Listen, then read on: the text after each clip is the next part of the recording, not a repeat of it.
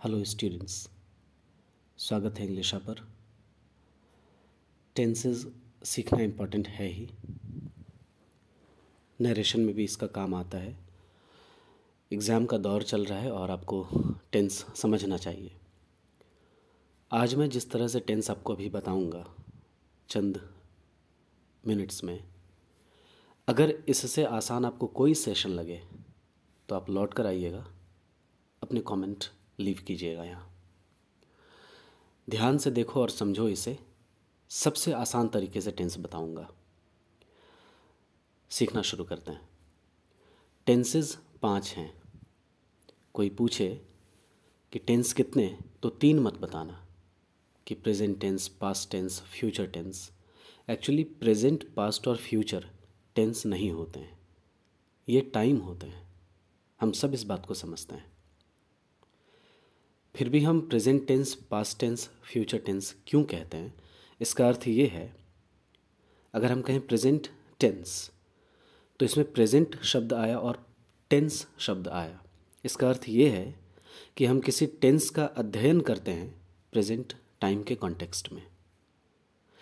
Present tense कहने का ये अर्थ नहीं होता है कि हम प्रेजेंट को टेंस कहेंगे, या इसका अर्थ ये नहीं है कि प्रेजेंट एक टेंस है, बल्कि इसका अर्थ ये कि हम किसी टेंस का अध्ययन करते हैं प्रेजेंट टाइम के कॉन्टेक्स्ट में।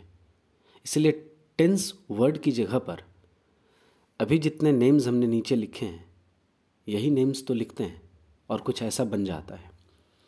प्रेजेंट सिंपल, तो सिंपल एक्चुअली क्या है? टेंस है। तो सिंपल को हम टेंस कह सकते हैं, इसीलिए नाम हमारे पास बनता है प्रेजेंट सिंपल या प्रेजेंट टेंस बनता है, ये नाम जनरल नाम। फिर हम कहते हैं प्रेजेंट कंटिन्यूअस। एक्चुअली कंटिन्यूअस क्या है? टेंस है। इसीलिए कंटिन्यूअस की जगह पर अगर हम टेंस वर्ड लिखें तो हमारे पास एक हेडिंग, एक कहने का तरीका, एक नाम, एक जनरल फॉर्मेट आ जाता है प्रेजेंट टेंस। और हम आज तक समझते रहे हैं कि प्रेजेंट एक टेंस है, पास्ट एक टेंस है, फ्यूचर एक टेंस है। नहीं, समझ चुके हैं इसका अर्थ कि हम किसी टेंस का अध्ययन करते हैं किसी टाइम के कॉन्टेक्स्ट में, इसीलिए हमारे पास ऐसे नाम हैं। This is the biggest mistake. ये स्टूडेंट्स के द्वारा हमेशा ऐसा समझा जाता है। So please clarify your concept. Okay, तो टेंस 5 हैं: simple, indefinite, continuous, perfect, perfect continuous.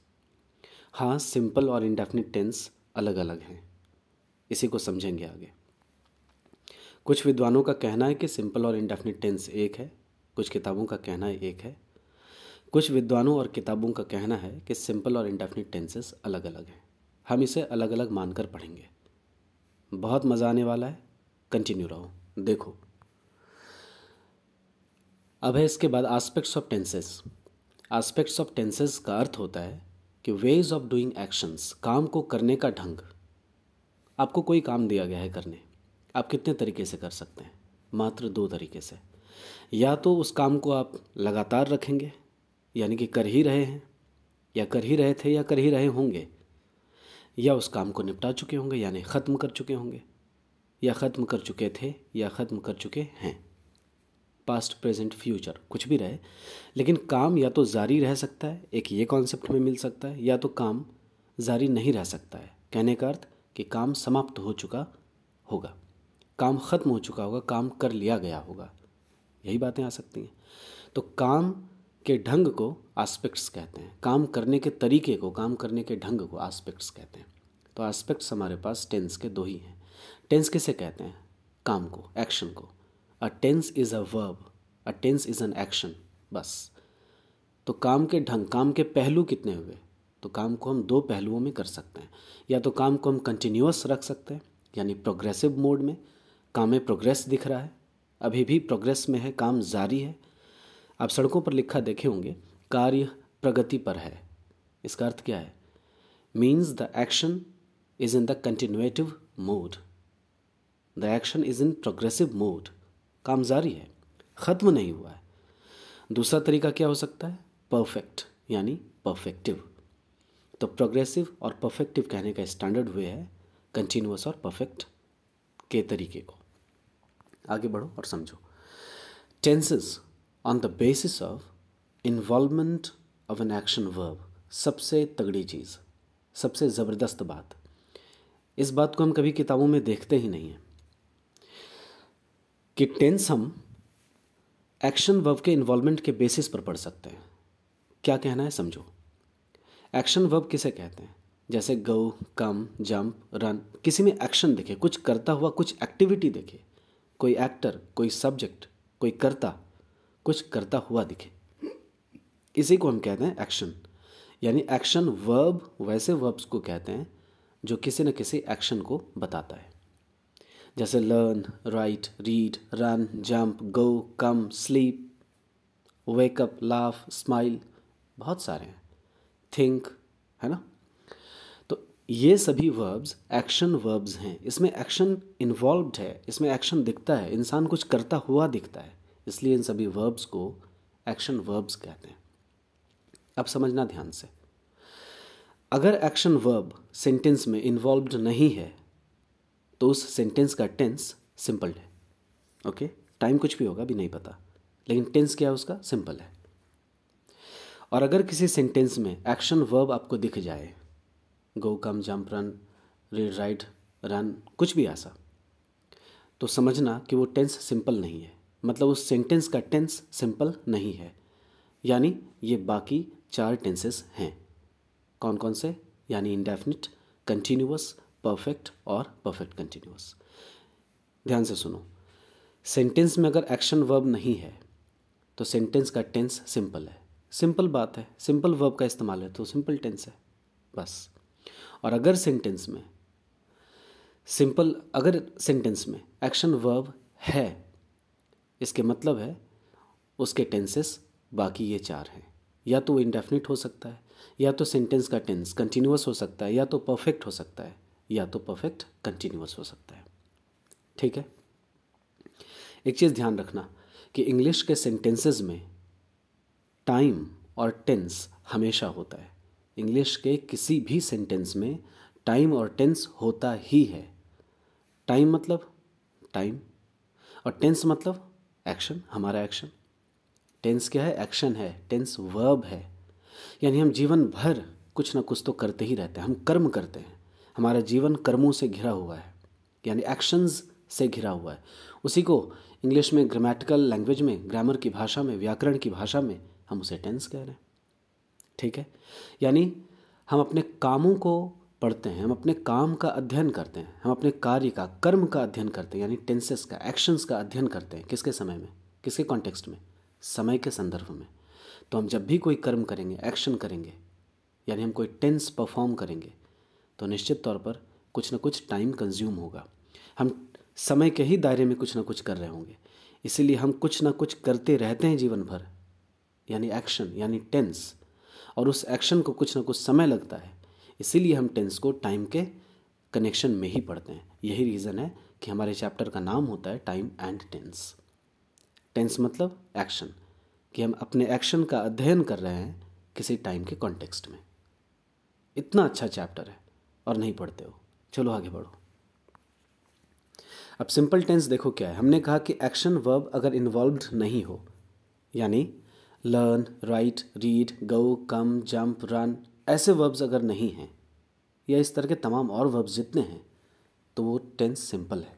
उस सेंटेंस का टेंस सिंपल है, क्योंकि इंग्लिश के सेंटेंस में टेंस होता है। कैसे जानते हैं कि किसी सेंटेंस में कौन सा टेंस है? तो यही तरीके हैं जो अभी बता रहे हैं, ध्यान से समझो इसे। तो इंग्लिश में अगर सिंपली आपको किसी सेंटेंस में is, am, are, was, were, has, have, had लिखा हुआ मिल जाए, और उसके बाद कुछ भी लिखा हो, हमने यहाँ लिखा है प्लस STH। STH कहने का अर्थ है समथिंग। समथिंग को शॉर्ट फॉर्म में, स्टैंडर्ड वे में, डिक्शनरी के लैंग्वेज में STH लिखते हैं। इसका अर्थ हुआ और कुछ भी हो लिखा हुआ, तो उस सेंटेंस का हम टेंस सिंपल समझते हैं। जैसे दिस इज़ अ सेंटेंस। इसी सेंटेंस में देखो, क्या इज़ के बाद कोई एक्शन वर्ब इन्वॉल्व्ड है? एक्शन वर्ब शामिल है? नहीं है। यानी इस सेंटेंस का टेंस क्या हुआ? सिंपल हुआ। इट इज़ अ पेन, कोई भी इसमें एक्शन वर्ब है? नहीं है। सिंपली एक वर्ब इज़ है कि यह एक कलम है। और तो कुछ बात नहीं है, कलम नाच रही है, कलम गा रही है, या कलम उछलने लगी, कलम खाने जा रही है, कलम सोने जा रही है, ऐसा कुछ नहीं है। मतलब इस सेंटेंस का टेंस सिंपल है। यू आर ए स्टूडेंट, आप एक विद्यार्थी हैं, विद्या ग्रहण करने वाले एक इंसान हैं, बस सिंपल सी बात है। इसमें कोई एक्शन तो नहीं करते हुए आप दिख रहे हैं, यानी यू जैसा सब्जेक्ट कोई भी एक्शन करता हुआ नहीं दिख रहा है, तो सेंटेंस का tense simple. I am a teacher and student, मैं एक शिक्षक और विद्यार्थी हूँ। सच बात है, एक शिक्षक जीवन पर्यंत एक विद्यार्थी रहता है, यानी मैं जब तक सीखूंगा नहीं सिखा नहीं पाऊंगा। कहने का अर्थ ये है, means I am a teacher and student. इसमें कोई भी एक्शन नहीं है, सिंपल टेंस है। पास्ट में इसकी बात करते हैं। इज़ एम आर का पास्ट होता है वॉज और वर। इज़ एम सिंगुलर होता है, एक इंसान को दिखाता है, एक चीज़ को दिखाता है। आर एक से ज़्यादा चीज़ को दिखाता है, वर्तमान समय में, प्रेजेंट टाइम में। इसी का पास्ट है वॉज वर। वॉज एक चीज़ के लिए, एक इंसान के लिए। वर एक से ज़्यादा चीज़ों या एक से ज़्यादा इंसान के लिए। ही वॉज माई फ्रेंड, वह मेरा दोस्त था। तो सिंपली हम बात कर रहे हैं वह मेरा दोस्त था। अब दोस्त कुछ कर रहा था, एक्शन तो नहीं दिखा रहा है, simple tense. We were in the market, हम लोग बाज़ार में थे। कोई बात नहीं, कोई एक्शन तो नहीं कर रहे थे, कुछ तो ऐसा दिख नहीं रहा है इसमें, इसका टेंस सिंपल है। My boss has a big bungalow, मेरे बॉस के पास एक बहुत बड़ा शानदार सा बंगलो है। तो है, उसमें कुछ एक्शन इन्वॉल्व नहीं है, simple tense. I have a dream project, मेरे जीवन में एक ड्रीम प्रोजेक्ट है, कभी ना कभी करूँगा। तो एक्शन तो नहीं दिख रहा है इसमें कुछ, बस दिमाग में है। वी हैव मोबाइल्स, तुम्हारे हाथ में मोबाइल है ना, बस मोबाइल है। मोबाइल कुछ करता हुआ नहीं दिख रहा है, एक्शन नहीं है। हाँ, मोबाइल में हम कुछ ना कुछ करते तो हैं ज़रूर, बट समझो यहाँ वी हैव मोबाइल्स, सिंपल सी बात। हमने नहीं कहा कि mobiles are dancing, mobiles are eating, mobiles are laughing, mobiles are smiling at us, कि मोबाइल हंस रहा हो हमारे ऊपर, नहीं ऐसा, simple tense. Has have present time में इस्तेमाल होता है। हैज़ एक चीज़ के लिए, हैव एक से ज़्यादा चीज़ के लिए। हैड हैज़ हैव का पास्ट है, और हैड पास्ट टाइम में इस्तेमाल होता है, एक या एक से ज़्यादा चीज़ दोनों के लिए। इसका अर्थ होता है अपने पास कुछ रखना, बस। जैसे आई हैव अ मोबाइल, तो मेरे पास एक मोबाइल है, कुछ ना कुछ रखने का सेंस। पास्ट में देखो, हैज़ हैव का पास्ट हैड। ही हो, शी हो, दे, चार्ल्स, कुछ भी, यानी he, she, they, singular pronoun हो, प्लूरल प्रोनाउन हो, सिंगुलर नाम हो, प्लूरल नाम हो, कुछ भी हो, हैड उसके साथ लग सकता है। इस तरह से मैंने इस्तेमाल क्यों किया, इसका अर्थ ये है कि आप सिंगुलर या प्लूरल सब्जेक्ट जो भी रखें उसके साथ हैड का इस्तेमाल हो सकता है। यानी हैड का कोई नंबर ही नहीं है, इसीलिए उसके साथ कोई भी नंबर इस्तेमाल हो सकता है। यानी he, she, they, Charles had an idea, मतलब ही हैड एन आइडिया, उसके पास एक विचार था। शी हैड एन आइडिया, उसके पास एक विचार था, सेम बात। दे हैड एन आइडिया, उन लोगों के पास एक विचार था। Charles has an idea, sorry has अगर मैंने कहा तो, Charles had an idea, Charles के पास एक विचार था। We had dreams in our eyes, हमारी आंखों में सपने थे। सिंपल टेंस, समझ में आ गया, कोई एक्शन इन्वॉल्व नहीं है। ओके, ईट, गो, जंप, रन, डांसिंग, ऐसा कुछ नहीं है। आगे बढ़ो। टेंस इंडेफिनिट, जैसे जैसे कह रहा हूँ वैसे वैसे सुनो, आसान हो जाएगा टेंस। इंडेफिनिट टेंस बनाने की हैसियत सिर्फ और सिर्फ तीन ही वर्ब्स में है। सबसे पहला वर्ब, उसके जस्ट बाद वाला वर्ब, और सबसे लास्ट वाला वर्ब। कहने का क्या अर्थ है कि V1, V2 और V5, लेकिन मैंने सीक्वेंस में लिखा है V1, उसके बाद लिखा है V5, क्योंकि V1 और V5 प्रेजेंट टाइम में इस्तेमाल होता है। प्रेजेंट टाइम में किसी एक्शन को दिखाने के लिए इस्तेमाल होता है, और इन्हीं दोनों का पास्ट V2 होता है। V2 का नाम ही है पास्ट, इसीलिए इससे पास्ट के एक्शंस दिखते हैं। पास्ट टाइम में, भूतकाल में हुए एक्शंस के बारे में इससे हमें जानकारी मिलती है। सिंपल सा मैंने सेंटेंस लिया है, वी कुक फूड, हम लोग भोजन बनाते हैं। देखो, कुक V1 है, V1 है तो टेंस इंडेफिनिट हुआ और टाइम प्रेजेंट हुआ, क्योंकि V1 और V5 प्रेजेंट टाइम के लिए इस्तेमाल होता है और V1 और V5 इंडेफिनिट टेंस बनाता है। इंडेफिनिट टेंस मात्र 3 ही वर्ब से बनते हैं, V1, V2 और V5, और कोई चौथा वर्ब नहीं है। Next is he कुक्स food. He singular है इसलिए इसके साथ V5 लगा, क्योंकि V1 को हम प्लूरल मानते हैं, V5 को सिंगुलर मानते हैं, और V5 में S या ES हम अपनी तरफ से लगाते हैं, यानी V1 में जब S ES लगाते हैं तो V5 बन जाता है। वर्ब का सबसे पहला फॉर्म प्लूरल माना जाता है, बहुवचन माना जाता है, और वर्ब का सबसे आखिरी फॉर्म दैट इज़ V5 हमेशा सिंगुलर माना जाता है, यानी एक वचन माना जाता है। तो ही मतलब एक इंसान के साथ एक वचन वाली क्रिया लगाएंगे, दैट इज़ V5 लगाएंगे, इसीलिए यहाँ पर कुक्स आया है। ही कुक्स फूड, कुक्स V5 है तो टेंस इंडेफिनिट हुआ, टाइम प्रेजेंट हुआ, इसलिए प्रेजेंट इंडेफिनिट इसका एग्जाम्पल हुआ। अगर कोई पूछे कि ही कुक्स फूड में कौन सा टाइम कौन सा टेंस है, तो तुम बताओगे कि इसमें प्रेजेंट टाइम है और इंडेफिनिट टेंस है। इकट्ठा कहने के तौर पर प्रेजेंट इंडेफिनिट टेंस है इसमें, यही तरीका है कहने का। अब कुक्ड है, V2 है, V2 का कोई टाइम नहीं हो, V2 का कोई नंबर नहीं होता है, ना तो वो सिंगुलर होता है ना तो प्लूरल होता है। तो ही लगाओ या वी लगाओ, यानी सिंगुलर लगाओ या प्लूरल सब्जेक्ट लगाओ, सबके साथ आ सकता है। इसीलिए ही कुक्ड फूड या we cooked food past time है। कैसे कहा हमने पास्ट? कुक्ड देखा, V2 देखा, V2 देखते कहेंगे इसका टाइम पास्ट है, क्योंकि V2 पास्ट टाइम के लिए ही इस्तेमाल होता है, पास्ट टाइम में ही किसी एक्शन को बताने के लिए इस्तेमाल होता है, और V2 से टेंस इंडेफिनिट बनता है, इसीलिए इंडेफिनिट के नीचे इन सारे एग्जाम्पल्स को हम लिख सकते हैं। अब अनगिनत एग्जाम्पल्स बना सकते हो, क्योंकि हम जान चुके हैं कि इंडेफिनिट टेंस सिर्फ और सिर्फ V1, V2 और V5 से ही बनता है, दैट्स इट। इतना आसान है टेंस। बढ़ो आगे। कंटिन्यूअस टेंस, हम एक्चुअली आज पढ़ क्या रहे हैं? टेंस को पहचानना पढ़ रहे हैं और टाइम को पहचानना पढ़ रहे हैं। बाकी टेंस के काम ये एक दूसरा पोर्शन है इसका। तो अभी हम पढ़ रहे हैं आइडेंटिफिकेशन ऑफ टेंसेस, काल को पहचानना, टेंसेस को पहचानना। पहले यही नहीं आता है आपको तो आप इसके फंक्शंस कैसे पढ़ेंगे कि कंटिन्यूअस टेंस आखिर पढ़ते क्यों हैं, इंडेफिनिट टेंस आखिर पढ़ते क्यों हैं? ये बात फंक्शन कहलाती है, इसके बाद का चैप्टर है। अब ध्यान से समझो, कंटिन्यूअस टेंस किसी भी टाइम में बनाने की ताकत सिर्फ और सिर्फ V4 में है, दूसरा किसी वर्ब में नहीं। यानी कंटिन्यूअस टेंस सिर्फ और सिर्फ V4 से ही बनता है। V4 किसे कहते हैं? जिस वर्ब में ING लगा हुआ होता है उसे हम V4 कहेंगे। और कंटिन्यूअस टेंस में जो V4 का इस्तेमाल होता है, V4 अब बूढ़ा हो चुका है, मान लो वर्ब जो है अपने जीवन की चौथी स्थिति में पहुंच गया है, इसीलिए V4 हम इसे कह रहे हैं। कोई इंसान अपने जीवन के चौथे स्टेज में पहुंच जाए तो क्या वो जवान रहेगा, शक्तिशाली रहेगा, ऊर्जान्वित रहेगा? नहीं, बूढ़ा हो जाएगा, और बूढ़े को सहारा चाहिए, हेल्पर चाहिए। यानी V4 इतना बूढ़ा हो चुका है कि इसे एक हेल्पिंग हैंड चाहिए, यानी हेल्पिंग वर्ब चाहिए। तो V4 को हेल्प करने के लिए हमेशा B फॉर्म आता है।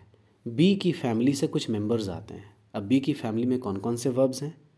तो प्रेजेंट टाइम को बताने के लिए इज़ एम आर हैं, और पास्ट को बताने के लिए यही इज़ एम आर के पास्ट यानी वॉज और वर है। बस इतने ही हैं, आसान हो गया। अब एग्जाम्पल देखो, ही कुकिंग फूड तो बोलेंगे नहीं, क्योंकि ही के जस्ट बाद, सब्जेक्ट के जस्ट बाद हम V4 का इस्तेमाल नहीं कर सकते। V3 और V4 कभी भी सब्जेक्ट के जस्ट बाद नहीं आता है, ध्यान रखना, बाद आता है, जस्ट बाद नहीं, ध्यान से। तो ही कुकिंग फूड बोल नहीं सकते। कुकिंग देखा कि V4 है, V4 से पहले हेल्पिंग वर्ब चाहिए। हेल्पिंग वर्ब कौन कौन भाई? तो is am are was were यही आ सकते हैं। तो प्रेजेंट में सेंटेंसेस बनाना हो तो इज़ एम आर, पास्ट में बनाना हो तो वॉज वर। यानी ही इज़ कुकिंग फूड, ये प्रेजेंट कंटिन्यूअस टेंस का एग्जाम्पल है। यानी सेंटेंस का कोई पूछे कि इसमें टाइम कौन सा है और टेंस कौन सा है तो कैसे बताएंगे? इज़ को देखकर प्रेजेंट बोलेंगे, और ING यानी V4 को देखकर कंटिन्यूअस टेंस बोलेंगे, इकट्ठा प्रेजेंट कंटिन्यूअस कहेंगे। आसान है, समझना ध्यान से। अगर सेंटेंस में हेल्पिंग वर्ब और मेन वर्ब दोनों का इस्तेमाल हुआ हो, कंडीशन यही है कि दोनों का इस्तेमाल हुआ हो, तो हेल्पिंग वर्ब हमेशा आपको टाइम की जानकारी देगा और मेन वर्ब के पास जब जाओगे तो टेंस की जानकारी देगा। ये हमेशा होता है। नेक्स्ट देखो, I am cooking food. Am को देखा, टाइम प्रेजेंट पता चल गया, और कुकिंग देखा, that is ING, continuous tense. तो प्रेजेंट कंटिन्यूअस टेंस हुआ इसका tense. Next, we are cooking food. तो हमने देखा कि आर से प्रेजेंट टाइम का पता चल रहा है और कुकिंग से कंटिन्यूअस टेंस का, यानी इसका टेंस हुआ प्रेजेंट कंटिन्यूअस। अब पास्ट कंटिन्यूअस देखो, ही वॉज कुकिंग फूड, वह भोजन बना रहा था। तो वॉज को देखकर टाइम पास्ट बोलेंगे और कुकिंग को देखकर टेंस कंटिन्यूअस बोलेंगे, इसलिए इसका आंसर होगा पास्ट कंटिन्यूअस टेंस। आसान है ना। We were cooking food, was का प्लूरल वर होता है। बहुत ज़्यादा लोग हैं हम लोग भोजन बना रहे थे, तो वॉज है सिंगुलर एक वचन और वर है प्लूरल यानी बहुवचन। वर को देखकर टाइम बोलेंगे पास्ट और कुकिंग देखकर टेंस बोलेंगे कंटिन्यूअस। रट जाओ, इतना आसान है, हवा में बनने लगेगा टेंस। बस इसको 2-3 बार ध्यान से सुन लो, सारी समस्या ख़त्म। मैट्रिक में एग्ज़ाम है, एग्ज़ाम अच्छे से निकालिए, या किसी भी गवर्नमेंट एग्ज़ाम की तैयारी अगर कर रहे हैं आप, उसमें भी ये बात काम देगी। आगे बढ़ते हैं। अब टेंस हमारा परफेक्ट। परफेक्ट टेंस सिर्फ और सिर्फ V3 से बनता है, वर्ब के थर्ड फॉर्म से। परफेक्ट टेंस बनाने की औकात और किसी वर्ब में नहीं है सिवाय V3 के। वर्ब यहाँ पर देखो अपने जीवन के तीसरे स्तर में पहुँच चुका है, थर्ड फेज में, यानी यहाँ ये भी लगभग बूढ़ा होने के कगार पर है। इसे भी यानी हेल्पर चाहिए। इसीलिए मैंने कहा था कि V3 और V4 कभी भी सब्जेक्ट के जस्ट बाद नहीं आता है, बल्कि बाद आता है, यानी V3 और V4 को हेल्पर चाहिए। तो अब V3 को हेल्प करने हमेशा हमेशा ध्यान रखना, हैव के परिवार से कोई मेंबर आता है, हैव की फैमिली से, जिसे हम हैव फॉर्म कहते हैं इकट्ठा। अब हैव फॉर्म्स कौन कौन है? तो has, have, had. Has have present time के लिए और हैड पास्ट टाइम के लिए। ठीक है, हैज़ हैव का पास्ट होता है हैड। इसका अर्थ होता है कि किसी काम को आपने ख़त्म कर लिया, परफेक्टली कर लिया है, इसीलिए इसका नाम है परफेक्ट। तो ही हैज़ कुक्ड फूड, उसने भोजन बना लिया है, प्रेजेंट टाइम में बात कर रहा है। टाइम टेंस कैसे जानेंगे? तो हेल्पिंग वर्ब से टाइम मिलता है, मेन वर्ब से टेंस मिलता है। हैज़ के पास पहुँचेंगे, हैज़ के नीचे हाथ रखो तो टाइम बोलो, मुंह से टाइम आना चाहिए बाहर, और मेन वर्ब के नीचे अगर हाथ रखो तो टेंस का जिक्र होना चाहिए। तो हैज़ के नीचे हाथ रखा, टाइम प्रेजेंट। कुक्ड जो कि V3 है, V3 के नीचे हाथ रखा तो tense perfect, present perfect. We have cooked food, हम लोगों ने भोजन बना लिया है। हैव के नीचे हाथ, टाइम प्रेजेंट। कुक्ड V3 के नीचे हाथ, टेंस परफेक्ट, प्रेजेंट परफेक्ट। ही या वी हो कोई प्रॉब्लम नहीं, क्योंकि हम पास्ट में इस्तेमाल कर रहे हैं। हैड का कोई नंबर होता ही नहीं है, इसीलिए इसके साथ कोई भी नंबर सब्जेक्ट का इस्तेमाल हो सकता है, सिंगुलर या प्लूरल। तो ही हैड कुक्ड फूड या वी हैड कुक्ड फूड, उसने या हम लोगों ने भोजन बना लिया था। हैड पास्ट टाइम को बताता है, कुक्ड V3 परफेक्ट टेंस को बताता है, तो इसका टेंस हुआ पास्ट परफेक्ट। आसान है, लास्ट बचता है, धैर्य बनाए रखो, सीख जाओ। अब नाम है परफेक्ट कंटिन्यूअस, जैसा नाम देख रहे हो वैसा काम। इसका नाम है परफेक्ट कंटिन्यूअस। तो गौर करो, परफेक्ट में हमने यूज़ किया था अभी V3 और कंटिन्यूअस में हमने यूज़ किया था V4, यानी दोनों ही बातों को मिला दें तो एक तरह से हम तो परफेक्ट और कंटिन्यूअस टेंस पढ़ ही चुके हैं, उसी का तो मिक्स है परफेक्ट कंटिन्यूअस। तो परफेक्शन दिखाने के लिए काम को थोड़ा ख़त्म होता हुआ दिखाने के लिए थर्ड फॉर्म का इस्तेमाल, और काम अभी जारी भी है, इस थॉट को दिखाने के लिए कंटिन्यूअस टेंस। मान लो कि तुम एक दीवार को रंग रहे हो, you are painting a wall, लेकिन पिछले 1 घंटे से रंग रहे हो। मान लो 9 बजे तुमने दीवार को रंगना शुरू किया और 10 बज चुका है, तो 1 घंटे में क्या दीवार कुछ पोर्शन तक रंगी नहीं होगी? रंगी होगी। कहने का अर्थ क्या है? कुछ काम ख़त्म हो चुका होगा, कुछ काम परफेक्टली हो चुका होगा, और कुछ काम 10 बजे भी चल रहा होगा, यानी रंगने का काम जारी भी होगा। इसी तरह के थॉट को हम लोग परफेक्ट कंटिन्यूअस कहते हैं। इसीलिए इसमें फॉर और सिंस का इस्तेमाल होता है, वो हम अभी यूज़ नहीं करेंगे। आसान रखें अपनी बुद्धि को और सीखते चलें। तो परफेक्ट का नाम है परफेक्ट, कंटिन्यूअस का कंटिन्यूअस। यानी परफेक्ट V3 से दिखता है और कंटिन्यूटी काम में, कंटिन्यूएशन काम में, यानी काम में लगातार होने का सेंस V4 से दिखता है। तो जैसा नाम है, जैसा सीक्वेंस है, उसी तरह से हम वर्ब का भी सीक्वेंस रखेंगे। तो परफेक्ट यानी V3, कंटिन्यूअस यानी V4। लेकिन V3 कभी भी सब्जेक्ट के जस्ट बाद नहीं आता है, यानी V3 को हेल्पर चाहिए। इसीलिए हमने V3 से पहले हैव फॉर्म लिखा है, क्योंकि अभी देखो परफेक्ट टेंस में V3 से पहले क्या इस्तेमाल किया था हमने, हैव फॉर्म। सिंपल सी बात है, परफेक्ट के लिए तो हैव फॉर्म के बाद V3 आएगा ही, या ऐसा को V3 से पहले हैव फॉर्म तो आएगा ही। और नाम है कंटिन्यूअस, तो कंटिन्यूअस V4 से दिखता है, तो हम V4 का इस्तेमाल कर रहे हैं। अब इसको बनाएंगे कैसे, आसान है। हमने लिखा ही सिंगुलर है और हम प्रेजेंट टाइम में बात करना चाह रहे हैं, तो प्रेजेंट टाइम में हैव फॉर्म हैज़ और हैव होता है। ही सिंगुलर है, एक इंसान है, तो हैज़ आएगा, क्योंकि हैज़ भी सिंगुलर है, तो ही हैज़। उसके बाद V3 का इस्तेमाल, उसके बाद V4। अब ज़रा सा समझना, V4 का इस्तेमाल हमने कुकिंग के तौर पर किया, लेकिन गौर करो कि V4 से पहले बी फॉर्म का इस्तेमाल होता है। ध्यान रखना, हमेशा होता है ऐसा, यानी यहाँ भी होगा। V4 से पहले बी फॉर्म का इस्तेमाल होगा। तो एक बात ध्यान में रखना कि बी फॉर्म और स्लैश डाल दो दिमाग में। लेकिन चूंकि उस बी फॉर्म को काम को थोड़ा हुआ दिखाना है, यानी काम को परफेक्ट मोड में दिखाना है, यानी V3 के सेंस में यूज़ होगा। बी फॉर्म को परफेक्ट के सेंस में यूज़ करना है, और परफेक्शन आता है V3 के इस्तेमाल से, यानी बी फॉर्म का तीसरा वाला चेहरा इस्तेमाल होगा, यानी बी की फैमिली का थर्ड फॉर्म इस्तेमाल होगा। तो बी फॉर्म इस्तेमाल होगा और V3 इस्तेमाल होगा।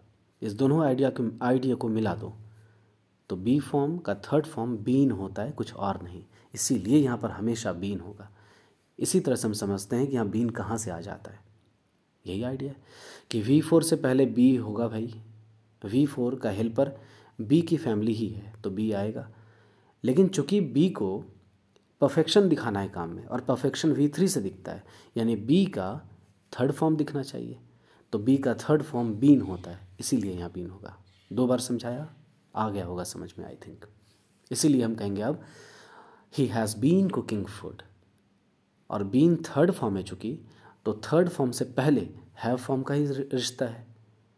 V3 को हेल्प करने हैव का ही परिवार आता है, इसीलिए यहाँ पर हैज़ आ रहा है। कहोगे हैव क्यों नहीं, क्योंकि ही लगा है। ही सिंगुलर है, सिंगुलर के साथ हैज़ आता है, प्लूरल के साथ हैव आता है। और सिंगुलर रहे कि प्लूरल लेकिन पास्ट हो तो हैड आता है। तो हैज़ के नीचे हाथ रखा तो टाइम बताया हमने प्रेजेंट। बीन के नीचे हाथ रखा तो बीन चूँकि थर्ड फॉर्म है, इसलिए टेंस आया परफेक्ट। और कुकिंग के नीचे हाथ रखा तो कुकिंग चूँकि ING फॉर्म है, यानी V4th फॉर्म है, यानी कंटिन्यूअस टेंस, इसलिए इसका नाम टोटल होगा प्रेजेंट परफेक्ट कंटिन्यूअस। अगला, we have been cooking food. हम लोग भोजन बनाते रहे थे 9 बजे से 10 बजे तक। यही टाइम का आइडिया देना होता है, यानी 9 बजे से 10 बजे तक जो हम लोगों ने भोजन बनाया है, यानी बनाते रहे हैं, ये कहने का सेंस है। तो क्या 9:59 जब हुआ, यानी 9:59 जब हुआ है, तो क्या 59 मिनट्स तक में भोजन बना नहीं है कुछ? बिल्कुल बना है। भोजन बनने का कुछ पोर्शन तो ख़त्म हो चुका है, और ठीक 10 बजे भी भोजन बन रहा है, यानी काम परफेक्टली हुआ भी है और काम अभी कंटिन्यू भी है। इसीलिए परफेक्शन और कंटिन्यूएशन दोनों का सेंस आता है, यानी हम काम को दोनों ही तरीके से, दोनों ही एस्पेक्ट्स में दिखा रहे हैं। एस्पेक्ट्स ऑफ टेंसेस याद करो शुरू में, काम करने का तरीका। तो काम करने के तरीके में हम दोनों तरीका देख रहे हैं, क्या कि काम थोड़ा ख़त्म भी हुआ है, काम जारी भी है, तो दोनों सेंस दिखाना है। ध्यान से समझना, इसीलिए हम कह रहे हैं we have been cooking food. Have form आएगा, हैव फॉर्म के बाद V3 होगा, V3 के बाद V4 होगा। V3 परफेक्शन दिखाएगा, V4 कंटिन्यूएशन दिखाएगा, इसलिए नाम होगा परफेक्ट कंटिन्यूअस। और परफेक्शन दिखाने के लिए हैव फॉर्म आता है, इसलिए हैव फॉर्म आ रहा है। Quite simple. इनके पास्ट कर दें, आखिरी पड़ाव पर है। धैर्य बनाए रखा, बहुत बहुत शुक्रिया, सीखा आपने ही या we had been cooking food. गौर करो, हैज़ या हैव का पास्ट क्या होता है, हैड। तो हैव फॉर्म तो हमें लिखना था, लेकिन पास्ट में, पास्ट समय को दिखाने के लिए, तो हैड लिखा। और हैड के बाद V3 होगा, तो बीन तो फिक्स्ड है। इस टेंस में, परफेक्ट कंटिन्यूअस टेंस में बीन फिक्स्ड होता है। हमने देखा कैसे, तो we had been cooking food, हम लोग भोजन बनाते रहे थे। यानी कल की अगर हम बात करें, बीते हुए कल की, तो बीते हुए कल में रात 8 बजे हमने भोजन बनाना शुरू किया था और रात 9 बजे तक भोजन बना रहे थे। तो इसी को हम कहेंगे कि 8:59 तक भोजन बनाने का काम परफेक्टली हुआ था और एग्जैक्टली 9 बजे भी भोजन बनाना जारी था। तो इसी तरह की समझ को हम कहते हैं कि पास्ट में जाकर यानी भूतकाल में हमारा काम कुछ ख़त्म भी हुआ था और कुछ जारी भी था। यानी काम में परफेक्शन भी आ गया था, काम में कंप्लीटनेस का सेंस भी आ गया था और काम में कंटिन्यूएशन का भी सेंस जारी था। तो चूंकि ये समझ काम करने के ये तरीके पास्ट में हम देख रहे हैं, इसलिए हम पास्ट परफेक्ट कंटिन्यूअस कह रहे हैं। That's all about this session. उम्मीद नहीं, भरोसा है कि आपने टेंस सीखा है और सबसे आसान तरीके से सीखा है, सिर्फ सुनकर सीखा है। Thank you so much. अच्छा लगा हो, अगले को फॉरवर्ड करो, सीखने में मदद करो। भारत अच्छा करे। जय भारत, जय Hind. Thank you so much.